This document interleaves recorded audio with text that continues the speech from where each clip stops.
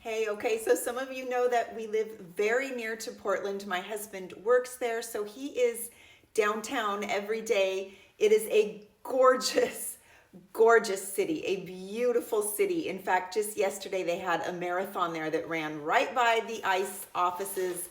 I think over 12,000 people ran, and it was by all accounts, just a wonderful, peaceful time for everybody. One of Portland's strengths is its absurdity. It makes it very lovable. So the protesters are dressing up as dinosaurs. They are holding protests with donuts, peaceful protests with pastries. And so we just absolutely love Portland. And sometimes the best way to fight fascism is through just lovable absurdity.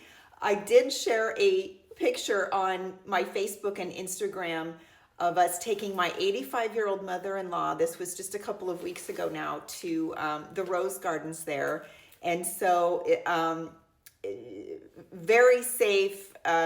She felt safe. She rode the tram. It is very safe. So the reason I'm telling you all this is because we have a criminal, a felon in the White House who has a lust for violence. He has a lust for power that works itself out in violence and chaos. This is what we actually saw on January 6th. And I'd like to actually remind you that as he is saying that it's necessary for him to bring in troops to Portland and Chicago to ward off these supposed insurrections that are happening, he himself did not call the National Guard to ward off the insurrection that happened at his behest through his words on January 6th, 2021. So I want to read these verses to you out of James 4:1. It says, "What is the source of quarrels and conflicts among you?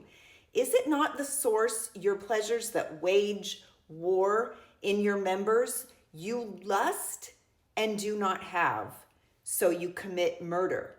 And you are envious and cannot obtain, so you fight and quarrel." There is something in Donald Trump, and Mary Trump testifies to this in her book about him, that is never happy unless there is discord and danger happening. He has psychiatric problems that drive him to dominate and to control and to bring forth disorder and chaos such as that we saw on January 6th. So my study notes here in my NASB say that when somebody has this type of spirit that is driving them toward envy, it manifests itself in selfishness and malevolence. Selfishness and malevolence. So this is an antichrist regime who is targeting Black and brown people under the guise of Christianity, but this is not Christianity at all.